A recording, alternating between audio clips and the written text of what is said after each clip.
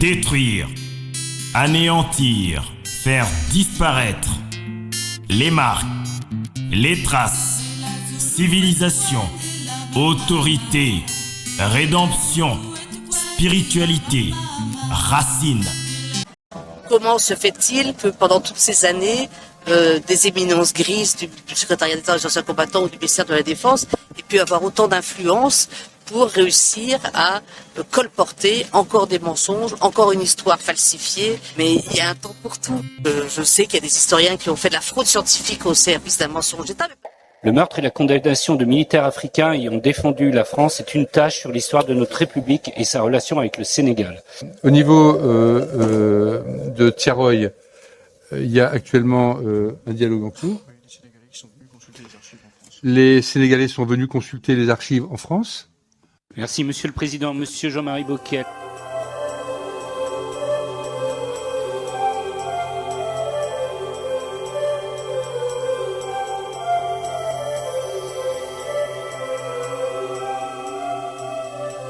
Cette stèle, il est mentionné un mot très fort puisque il est indiqué que les hommes qui sont revenus à Tiaroy, qui étaient des ex-prisonniers de guerre, ont été lâchement assassinés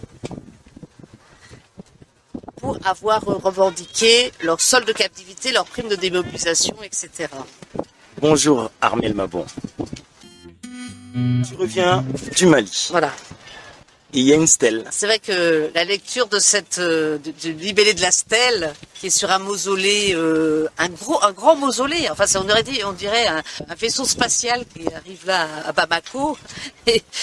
Et c'est en plus c'est dans un quartier très populaire. Il y a les marchés autour. C'est très vivant. Alors que c'est marqué au martyr de Tiaroy, quand même. C'est écrit en gros. Moi, je connaissais, j'avais vu des photos de ce mausolée, mais je ne savais pas qu'il y avait une inscription qui était écrite en 2001, puisque l'inauguration date de 2001.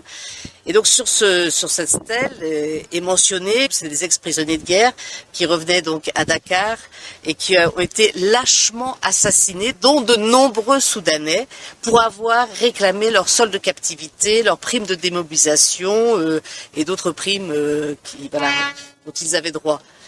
Et moi, quand j'ai lu ce texte, je dis mais comment ça se fait? C'est un texte qui a été écrit en 2001, et je sais très bien que depuis que j'ai fait ce devoir d'alerte auprès de l'Élysée, auprès du ministère de la Défense, auprès de la garde des Sceaux, c'est exactement l'inverse qu'ils essayent de marteler par dès qu'ils peuvent, ils essayent de contredire mes conclusions.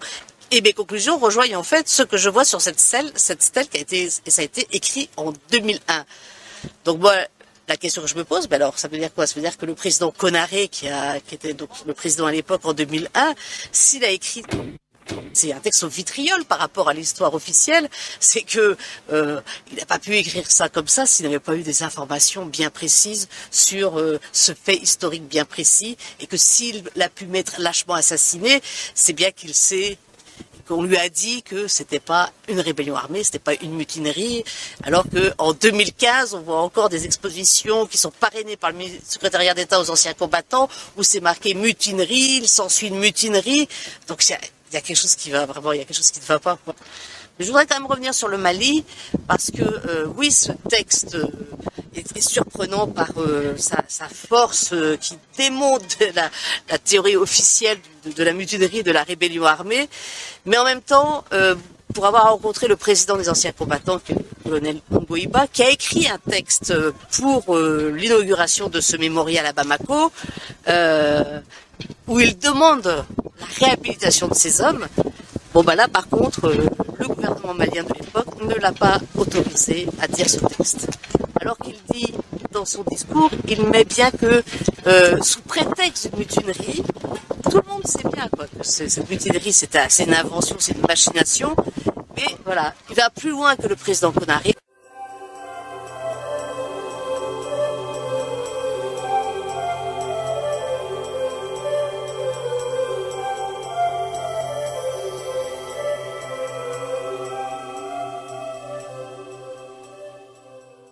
les vraies archives, c'est-à-dire où il y a la cartographie des fosses communes, la liste des rapatriés, la liste des victimes et certainement le calcul de tous les sols de captivité qui ont été spoliés. Ces cartons n'ont jamais été classés, n'ont jamais été répertoriés, auraient dû être au service historique de la défense, mais sont restés donc à Dakar dans une caserne. Et seulement comme il y avait la dissolution des forces françaises au Sénégal, il fallait bien faire quelque chose de ces cartons. Donc il y a eu effectivement une réunion où on fait croire dans un article de Jean Guinel en 2013 que c'était pour évoquer le transfert des archives de France vers le Sénégal.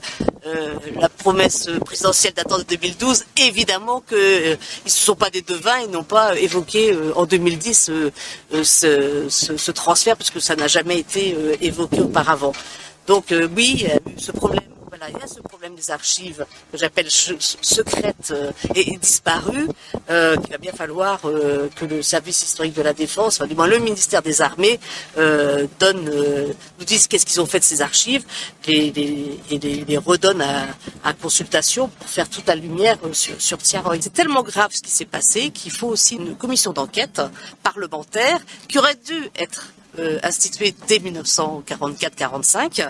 Eh bien, nous sommes en 2017. Moi, je demande à ce qu'il y ait cette enquête parlementaire.